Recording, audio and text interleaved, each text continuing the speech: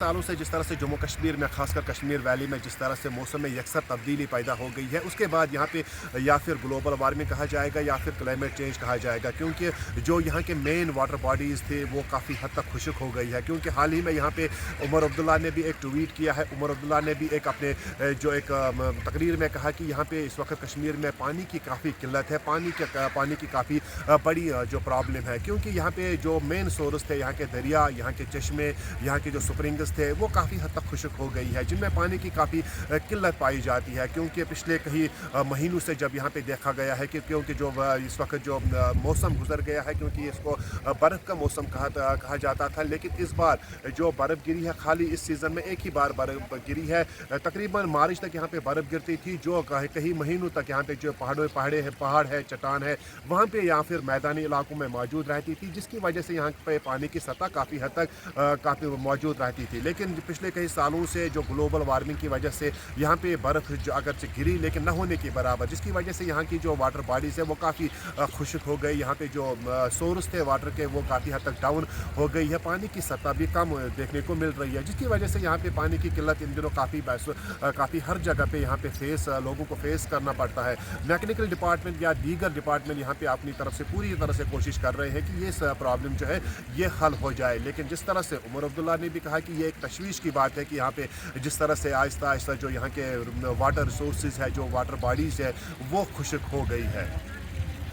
Warming या climate change कहा जाएगा, जिस तरह से जो यहाँ के स्प्रिंग्स है, जो नदी नाले हैं वो काफ़ी हद तक सूख चुके हैं, तो क्या कहना चाहिए? जी बिल्कुल, अगर हम रवां साल की बात करें, जिस तरह से खुशक साली रही, ना ही उस तरीके से बर्बादी हुई, ना ही बारिश हुई, और नतीजतन हमें यही देखने को मिला कि जो मैक्सिमम वाटर बॉडीज़ हैं वो सूख गई। खुसन अगर हम ज़िला अनंतनाग की बात करें, ज़िला अनंतनाग अपनी स्प्रिंग्स की वजह से ही जाना जाता है, लेकिन अब जो यहाँ के मैक्सिमम स्प्रिंग्स है वो सूख चुके हैं। और अगर हम इस मुगल गार्डन की बात करें, अछबल मुगल गार्डन की, यहाँ पे टूरिस्ट्स की काफ़ी ज़्यादा आवाजाही रहती है, न सिर्फ लोकल टूरिस्ट्स बल्कि कौमी और बैन अवी सयाह जो है वो यहाँ पे आते थे। और वही अगर हम 2022 की बात करें, 2022 में कुकरनाग के बंदेलगम इलाके में सिंखोल हुआ था, और उस टाइम उस पर काफ़ी ज़्यादा रिसर्च की गई थी, क्योंकि जो पानी है वो ज़मीन के अंदर से जा रहा था, और कुछ दिन बाद ये सामने आया कि यहाँ पे पानी की सतह बढ़ गई थी। तो ये वही मुकाम है जहाँ पे 2022 में पानी की सतह बढ़ गई थी। और हद तो यह है कि अगर इस वक्त की बात करें, जिस तरह से खुशक साली हुई है, अगर हम नाला इब्रंगी की भी बात करें, काफ़ी मशहूर नाला है जो कि कुकरनाग से बहता है, वो भी इस वक्त सूख चुका है। और हम ऐसा कह सकते हैं कि उसका ये अछबल जो है कुकरनाग का ओरिजिन वहाँ से है, जिस तरह से वो सूख चुका है, ऐसा माना जा सकता है कि शायद उसकी वजह से भी ये सूख चुका है। और दूसरी बात ये भी कि